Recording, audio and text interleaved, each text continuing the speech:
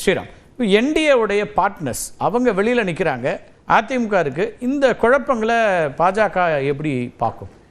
இது பாஜகவுக்கும் சேர்த்து ஒரு நெருக்கடி இல்லையா? இல்ல, குழப்பமே இல்லையே. இது அதிமுகவோட உட்கட்சி விவகாரம், அதை அவங்க ஹேண்டில் பண்ண போறாங்கன்னு பிஜேபி ரொம்ப கிளியரா இருக்கு.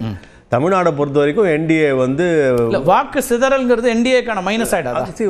ஒரு 50 இயர் பாலிட்டிஷியன், அவருக்கு தெரியும் எது வீக்னஸ் எது சேலஞ்சுன்னு. நிச்சயமாக ஆங்கிலத்தில் ஒரு ஸ்டேட்மெண்ட் இருக்கு, men may come men may go, the company goes on for ever.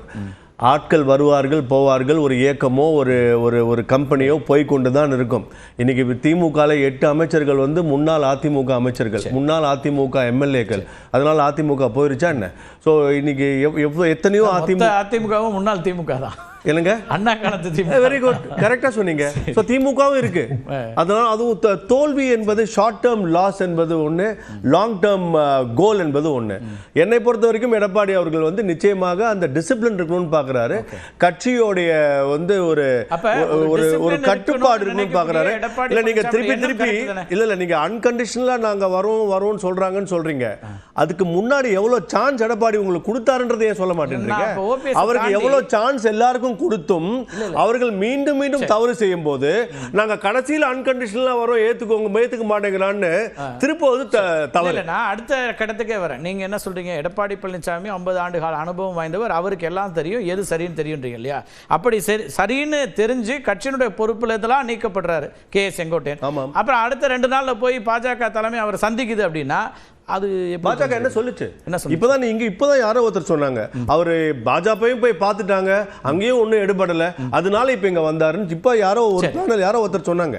அங்கேயும் எடுபடல, சோ அங்க எடுபடலன்னு இப்ப அங்க போயிருக்காரு. பாஜகவை பார்ப்பதனாலேயே என்னமோ பாஜக அவர்கள் சொல்வதெல்லாம் ஏற்றுக்கொள்வதாக இல்லை.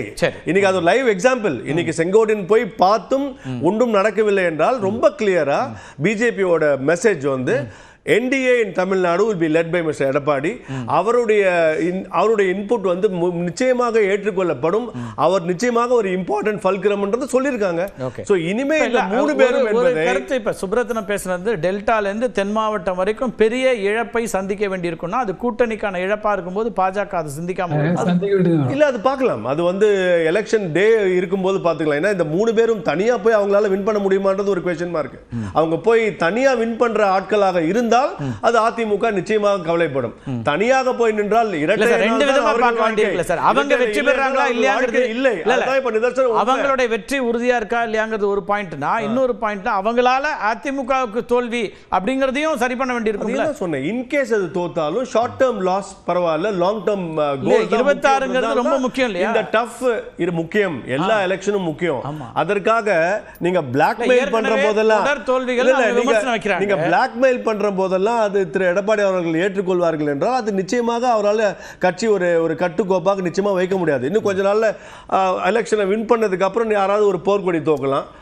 எதையுமே தேர்தல்ல பலம் வேணும்னு நினைச்சா ஜெயலலிதா அவர்கள் எல்லாரையும் போய் அரவணைச்சு வந்திருக்காங்களே, தனி மனிதர்கள் வெற்றியை பார்க்க வேணாமா? தனி மனிதர்களால் எப்பவுமே எல்லா நேரமும் இது தனி மனிதர்கள்னு சொல்றதே அவங்க ஏத்துக்கல. எப்படி நீங்க சொல்றீங்க சார்? அது எடப்பாடி அவர்கள் பார்க்கல. அதிமுக என்ற இயக்கத்தை அவங்க நம்புறாங்க, இரட்டை என்ற இயக்கத்தை நம்புறாங்க, எம்ஜிஆர் ஜெயலலிதா அவர்களுடைய கடந்த கால ஆட்சியை நம்புறாங்க. ரெட்டலையானதான் சார் 75 இடங்கள்ல தானே வெற்றி பெற முடிஞ்சுன்றார் அவரு. அதனால திருப்பி அதே மக்களை நம்பிதான் அவர் போணுன்ற டிசிஷன்ல இருக்காரு.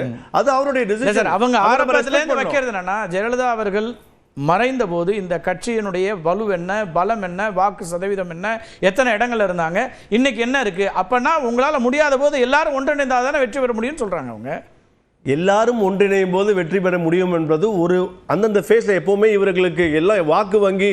இப்ப இவர்களுக்கு தனியாக 3 பேருக்கும் 15% வாக்கு வங்கி இருக்குன்றீங்களா நீங்க? இவங்க இப்ப எவ்வளவு இருக்கும் இவங்களுடைய வாக்கு வங்கி? மிஞ்சி போனா 1% 1% மேபி டிடிவி அவர்களை தவிர. சோ அதனால இவர்கள் தனி மனிதர்கள் தான் என்னுடைய பார்வை. என்ன போதே 75 இடம் தானா கூட இப்ப ஓபிஎஸ் கூட கே செங்கோட்டையன் அப்ப சசிகலா வராங்க அப்படின்னா அது ஒரு இழப்பை இன்னும் ஏற்படுத்தாதான்? நிச்சயமாக அப்படி நம்ம இப்ப ஒரு பாசிபிள் ஒரு சேலஞ்ச் வேணா ஒத்துக்கிறேன் தவிர இன்னைக்கே நம்ம டிசைட் பண்ண முடியாது. அவர்கள் தனியா போனதுனால அதிமுக தோத்துருன்றதை டிசைட் பண்ண முடியாது. என்டிஏக்கு பலமான சான்சஸ் இருக்கு என்பதுதான் இதோட முக்கியம். திமுக மேல் இருக்கும் கோபத்தை யாருமே நம்ம பேசவே மாட்டேங்கிறோம். இன்னைக்கு மக்கள் மிகப்பெரிய ஒரு விரக்தி கோபத்துல இருக்காங்க. அண்ட் திமுக கூட்டணி எல்லாம் வந்து ரோசி பிக்சரா இல்ல. இன்னைக்கு காங்கிரஸ் எப்ப வேணா கண்டின்னு போவோம். இன்னைக்கு கம்யூனிஸ்ட் ஒரு மிகப்பெரிய 2024 தேர்தலுக்கு முன்னாடில இருந்தே புகையுதுன்றீங்க, இன்னும் நடக்க மாட்டேங்குது. சொல்றாரு அது முந்தா நாள் கூட்டத்துல சொல்றாரு, கம்யூனிஸ்ட் வருவாங்கன்னு சொன்னாங்க, காங்கிரஸ் வருவாங்கன்னு சொன்னாங்க, விசிகே வருவாங்கன்னு சொன்னாங்க, யாரும் வரல, அவங்க மட்டும் தான் தனியா நிக்கிறாங்க. அங்கேயும் நல்லா இல்லையே, சரி வரல கரெக்ட், ஆனா எல்லாம் நாங்க ஒத்துக்குறோம், திமுக நாங்க சொல்றதெல்லாம் கேக்குறோம்னு சொல்றாங்க. யார் இல்லன்னு சொன்னாங்க? பிரச்சனை இருக்கு, ஆனா நாங்க எங்களுடைய பிரச்சனையை பேசி தீர்த்துக்கிறோம். இன்னைக்கு 1 வருஷம் இருக்கு, 6 மாசம் இருக்கு, கிட்ட போறம்போது தானே தெரியும் பலூன் எப்படி வெடிக்கும்னு.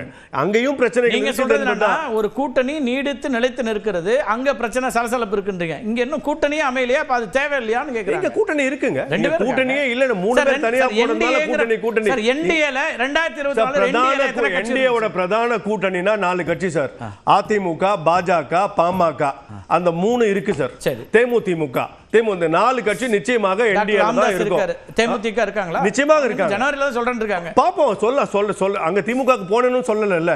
நம்பிக்கை இருக்கு இந்த கூட்டணியில இருக்கு. அதே மாதிரி திமுக ல இருக்கிற எல்லா கூட்டணியும் நாங்க இனிமே ஒன்றுக்கு பயணிப்போம்னு இன்னைக்கு சொல்லல இல்ல. வெயிட் பண்ணி பாப்போம். இல்ல இப்ப நீங்க இப்ப தாவேகா விவகாரம் கூட அவங்க அதை சுட்டி காட்டுறாங்க. இன்னைக்கு அதுல என்ன பேசினாரு பார்த்துட்டு திரு எடப்பாடி பழனிசாமியோட பைட் பார்த்துட்டு நம்ம வந்துடலாம். திரு எடப்பாடி பழனிசாமி தாவேகா அண்ணா திராவிட முன்னேற்றங்களும் தாவேகாவோட கூட்டணி நாங்க பேச்சுவார்த்தை இதுவரைக்கும் நடத்தல. அதே மாதிரி தாவேகா அண்ணா திமுக கட்சியோட கூட்டணி பேச்சுவார்த்தை நடத்தல. எங்க கூட்டத்தில் கலந்துட்டு கொடியாட்டுறாங்க. அப்ப இதுல என்ன தவறு? சுண்டலை பத்தி தான் அங்க வந்து கொடியாட்டி தொண்டர் அங்க வந்து தொண்டர்கள் வந்து பிள்ளையார் சொல்லி போட்டுக்கன்னு சொன்னேன். இதுல என்ன தவறு இருக்குது? ஸ்ரீராம், உங்கள்கிட்ட ஆரம்பிக்கிறேன். இப்போ ஒரு தாவேக்கா வரும் அப்படின்ற அந்த இடத்துல இருந்து கூட இன்னைக்கு வந்து அப்படி எந்த பேச்சுவார்த்தையும் இல்லைன்னு சொல்ல வேண்டியிருக்குன்னா, அப்ப இருக்கக்கூடிய சக்திகள் எல்லாத்தையும் ஒருங்கிணைக்க வேண்டிய தேவை அதிமுகவுக்கு இல்லையா? பேச்சுவார்த்தை இன்னும் ஆரம்பிக்கலனால பேச்சுவார்த்தை நடக்காதுன்னு அப்படின்னு சொன்ன பிறகு விஜயோட ஏன் சார் விஜய்ங்கிறவர் ஒரு புதிய கட்சி இல்லையா? அந்த கட்சி அதிமுகவுடைய ஹிண்ட்டுக்கு பிறகு அதிமுக பொதுச்செயலாளரே சொல்றாரு, பிள்ளையார் சுழி போட்டாங்க தொண்டர்கள், ஏன்னா கொடி அசைக்கிறாங்க அப்படின்னு சொல்லும்போது அந்த தரப்புலேருந்து உடனடியாக ஒரு சரி நம்ம ஒரு அலையன்ஸ் பாசிபிலிட்டியை பார்க்கலான்னு வரணும்னா பலமான இடத்துல அதிமுக இருக்கான்ற கேள்வி வைக்கிறாங்க இவங்கெல்லாம். அப்போ இவங்க எல்லாம் வெளியில் இருக்கிறதுனால கூட அந்த சிந்தனை இருக்கா? பலமான இடத்துல இருக்கிறதுனால தான் இன்னைக்கு அவர் சொல்றாரு நாங்கள் இன்னும் பேச்சுவார்த்தை ஆரம்பிக்கலன்னு. நாங்கள் ஆரம்பிச்சு அவங்க ரெஸ்பாண்ட் பண்ணலன்னா தான் இங்கே பலம் இல்லை பலவீனம் இல்லைன்னு சொன்னது. நாங்கள் இன்னும் பேசவே இல்லையே. வந்தா பேசுவாங்க, யார் வந்தாலும் நியூ அலையன்ஸ் வந்தா பேசதான் பேசுவாங்க. பலமான கட்சின்னு இருந்ததுன்னா ஒரு பிரம்மாண்ட கட்சி வருது அப்படின்னு சொல்ல வேண்டிய இடமோ, அல்லது 2 பேர் கட்சி கொடியை காட்டினாங்கிறதுனால பிள்ளையார் சுழி போடப்பட்டுச்சுன்னு சொல்ல வேண்டிய இடமோ வராது இல்லையா? அப்ப அதெல்லாம் இவங்க பலவீனம்னு பாக்குறாங்க. பலமான கட்சி திமுக கூட பலமான கட்சி இல்லைங்க உங்களோட ஃபேஸ்ல பார்த்தா. ஏன்னா அந்த கூட்டணி இல்லைன்னா திமுக இல்ல. ஏன்னா திமுக வாழ்க்கையில தனியாக வின் பண்ணதே கிடையாது. ஆனா கூட்டணி கட்சி பூரா திமுகவோட இருக்குன்னு இருக்காங்கன்னா அப்ப ஏதோ சொல்லிட்டு இருக்காங்க சார். ஆனா இன்னைக்கு காங்கிரஸ் பேசுற பேச்சும் கம்யூனிஸ்ட் பேசுற பேச்சும் நம்ம அதை உறுதிப்படுத்த முடியாது. அது இன்னும் கொஞ்ச நாளுக்கு அப்புறம் தான் நமக்கு தெரியும். கூட்டணி என்பதுல 2 பேருக்குமே கூட்டணி தேவை. அது அதிமுகவுக்கும் தேவை, திமுகவுக்கும் தேவை. அதுல மாற்று கருத்து இல்லை.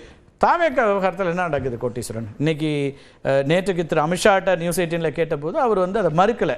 Is there any alliance talks அப்படின்னு கேட்கும்போது அவர் வந்து எதானாலும் நாங்கள் என்டிஏவாக உட்காந்து பேசுவோம் அப்படின்னாரு.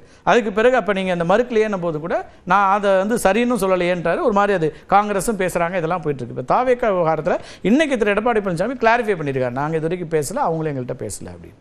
இப்போ இன்றைக்கி வந்து கொஞ்சம் ரூட்டு கிளியர் ஆகிருக்கும்.